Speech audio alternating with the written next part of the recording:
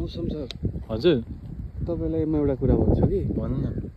तपाई यसो हेर्नु त यो ठाउँलाई तपाईले आसपास एउटा घर देख्नुभयो छैन नि है आसपास केही छैन प्राकृतिक ठाउँमा तपाई मज्जाले ट्राभलिङ रुटमा हिँड्न पाउँदै हुनुहुन्छ के यो खुसीको क्षण हैन र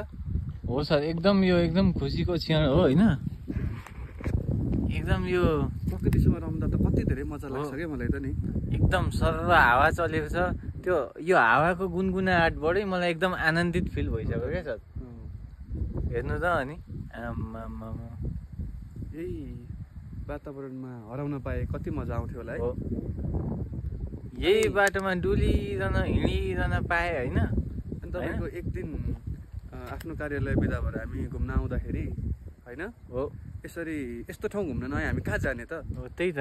हैन त्यो चाहिँ कस्तो भने क्राउडेड मोमेन्टबाट नि एकदम साइलेन्समा जाँदाखेरिको त्यो फिलिङ नै बेग्लै छ क्या सर हो त त्यो फिलिङ नै हामीले अब त्यो यहाँ भिडियोमा जति तारिफ गर्दैछौँ नि त्यो भनेको कति पनि होइन 10% पनि होइन कति पनि होइन 90% आनन्द लिनको लागि चाहिँ यहीँ आउनुपर्छ क्या हेर्नु न यो हेर्नु त कति राम्रो छ यो हेर्नु त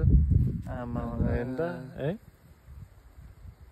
हावाले हल्लाउँदै गरेको यो चाहिँ लोकेसन भन्नुहुन्छ भने माने भन्ज्याङदेखि माथि चित्रे गुम्बा जाने बाटो यो फर्किँदाखेरि नेपालको बाटो नेपालको ट्रेकिङ रुट हो ट्रेकिङ रुट नेपालको ट्रेकिङ रुट चाहिँ यो